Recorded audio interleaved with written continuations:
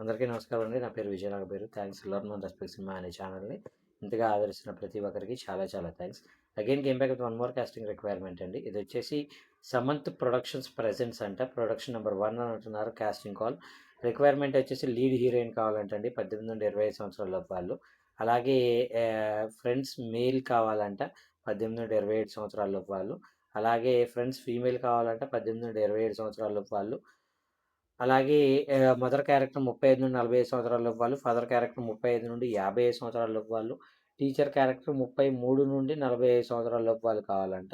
వాళ్ళకి online ఆడిషన్లు జరుగుతాయంట. Place వచ్చేసి ఆదిలాబాద్ ఉత్నూరు దగ్గర వీళ్ళకి జరుగుతాయంట. అయితే వీళ్ళని అప్రోచ్ అవ్వాలి అనుకున్నట్లయితే వీళ్ళని తప్పకుండా ఏప్రిల్ 8 లోపు అప్రోచ్ అవ్వండి అని అంటున్నారు.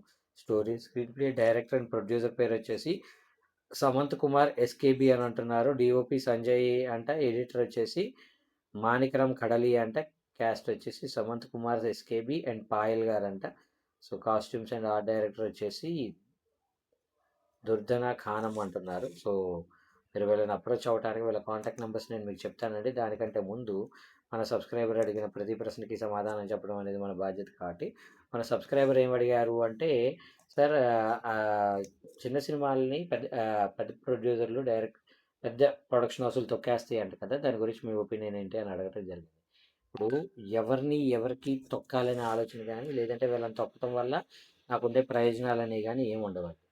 ఇప్పుడు ఫర్ ఎగ్జాంపుల్ నా పేరు దిల్ రాజు, లేదంటే నా పేరు అరవిందో, లేదంటే నా పేరు సురేష్ బాబు, లేదంటే నా పేరు మైత్రి మూవీ మేకర్స్ అనుకుందాం.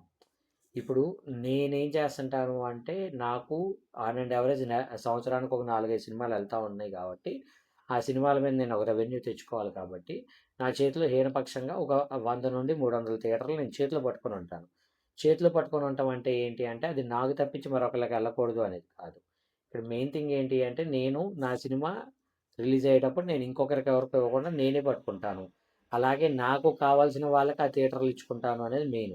ఇప్పుడు ఈ థియేటర్ ఓనర్లు కూడా చాలామంది ఏం చేస్తారంటే, ఆ థియేటర్లని రన్ చేయడం అనేది కష్టమైపోయి స్టాఫ్‌కి శాలరీలు ఇవ్వటం, లేదంటే పార్కింగ్ వాడికి డబ్బులు ఇవ్వటం, లేదంటే క్యాంటీన్ వాడికి కూడా సరిగ్గా డబ్బులు రావట్లేదు కదా అని ఏం చేస్తారంటే థియేటర్లు మూసేస్తున్నారు. అలాంటి ఒక తరుణంలోనే ఇప్పుడు అరవింద్ గారు లాంటి వాళ్ళు కావచ్చు, రాజు గారు లాంటి వాళ్ళు కావచ్చు, మైత్రి లాంటి వాళ్ళు కావచ్చు, సురేష్ బాబు గారు లాంటి వాళ్ళు కావచ్చు, వీళ్ళు ఏం చేస్తారంటే 100-300 థియేటర్లని చేతిలో పట్టుకొని వాళ్ళకి అయ్యే ఖర్చులు ఏవైతే ఉన్నాయో, అంటే థియేటర్ స్టాఫ్‌కి కావాల్సిన శాలరీస్ కావచ్చు, కరెంటు బిల్లులు కావచ్చు, రెంట్లు కావచ్చు, ఈ మొత్తం కూడా వీళ్ళే పే చేస్తున్నారు.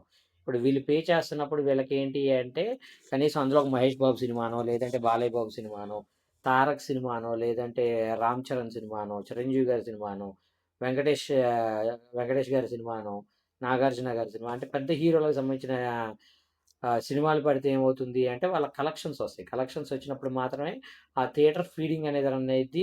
ఆ థియేటర్ ఫీడింగ్ రన్ అయినప్పుడే లాభాలొస్తాయి. ఆ లాభాల్ని మాత్రమే వీళ్ళు అడ్జస్ట్ చేసుకోగలుగుతారు అనేది నా ఒపీనియన్. సో, నేను మీ అందరికీ మెయిన్‌గా చెప్పేదేంటి అంటే, ఎప్పుడైనా నేను ఒక బిజినెస్ చేస్తున్నప్పుడు, ఆ బిజినెస్‌కి సంబంధించి ఇది చేయటం అనేది చాలా చాలా చాలా ఇంపార్టెంట్. అలా కాకుండా నేను ఇంకొకళ్ళ గురించి ఆలోచించుకుంటూ నేను ఇదిలోకెళ్ళాను అంటే అది వర్కౌట్ అవ్వదు అనేది నా ఒపీనియన్. హోప్ మీకు అర్థమైంది అనుకుంటున్నాను. సో, మెయిన్‌గా ఇక్కడ ఎవరిని తొక్కేంత ఇది కావచ్చు, లేదంటే ఇంకోటి కావచ్చు ఉండదు.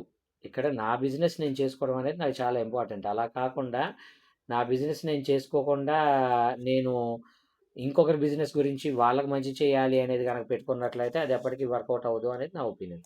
హోప్ మీకు అర్థమైంది అనుకుంటున్నా. ఇంకా ఇలాంటి డౌట్స్, క్వెషన్స్, క్వైరీస్ ఏదైనా ఉన్నట్లయితే తప్పకుండా కమెంట్ రూపంలో అడిగే ప్రయత్నం చేయండి. ప్రతి ప్రశ్నకి సమాధానం చెప్పడం జరుగుతుంది. సో, వీళ్ళ కాంటాక్ట్ నెంబర్ చెప్తాను, నోట్ చేసుకోండి. 7569060240. I repeat 7569060240. డిస్క్లైమర్ అది మీ అందరికీ తెలిసిందే కదా. నేను పెట్టే ఏ పర్టికులర్ కాస్టింగ్ రిక్వైర్మెంట్‌కి నాకు ఎటువంటి వ్యక్తిగతమైన లావాదేవీలు వీళ్ళెవరో కూడా నాకు తెలియదు. వీళ్ళలో ఎవరైనా మిమ్మల్ని డబ్బులు అడిగినా, మోసం చేసే ప్రయత్నం చేసినా నమ్మకండి, మోసపోకండి, జాగ్రత్తగా ఉండండి. వీడియో నచ్చిందా? లైక్ చేయండి. వీలైనంత ఎక్కువ మందికి షేర్ చేయండి. ఎవరైతే సబ్స్క్రైబ్ చేసుకోకుండా చూస్తున్నారో please do subscribe. Thank you and all the best.